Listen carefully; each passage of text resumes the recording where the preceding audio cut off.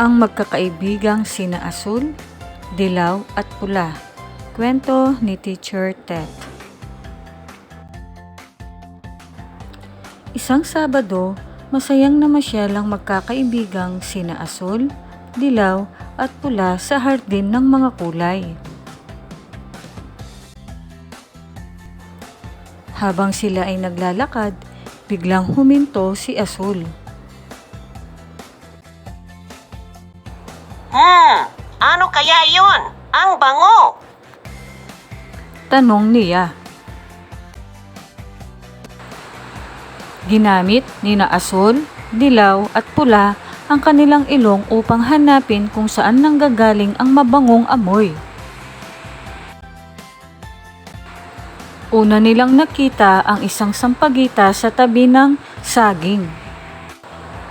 Ang bango ng sampagita? Sabi ni Asul. Nagpatuloy sila sa paglalakad. Nakita naman nila ang isang tasa na mainit na tsokolate sa ibabaw ng mesa.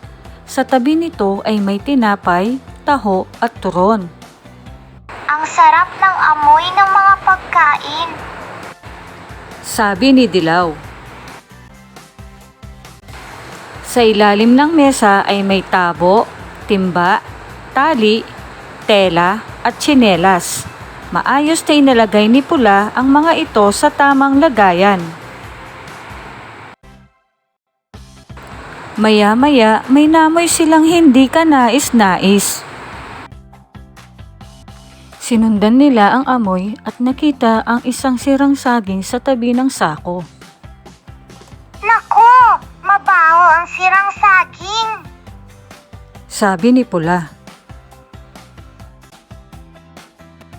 At naghugas sila ng kamay gamit ang sabon at tubig. Ngayon alam na natin. Sabi ni Asul. Ginagamit natin ang ating ilong upang makaamoy. Nakikilala natin kung ang isang bagay ay mabango o mabaho sa pamamagitan ng ating pang-amoy. Bago sila umuwi, masayang binanggit ng magkakaibigan ang mga salitang kanilang nakita. Tandaan mga bata, ang ating ilong ay mahalagang bahagi ng katawan na ginagamit upang makaamoy. Dapat natin itong alagaan. Mahalaga rin panatilihing malinis ang ating kapaligiran. At dito nagtatapos ang ating kwento. Para sa ating mga katanungan tungkol sa inyong napakinggang kwento, sino-sino ang magkakaibigan sa kwento?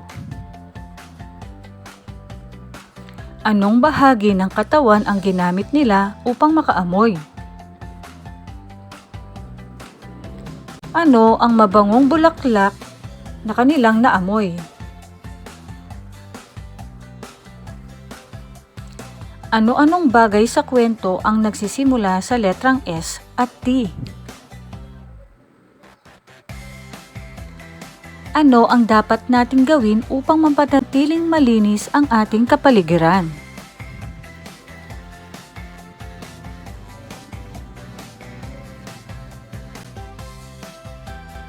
Sa unang gawain, ituro mo kung nasaan ang bahagi ng katawan na ginagamit natin sa pang-amoy.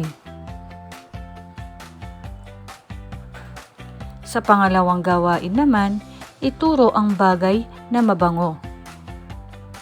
Pagkatapos, ituro naman ang bagay na mabaho.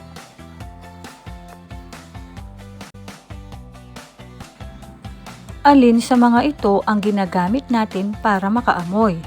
Ituro mo nga ito.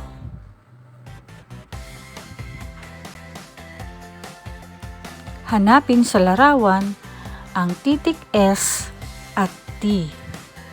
Hanapin sa larawan ang titik S at T.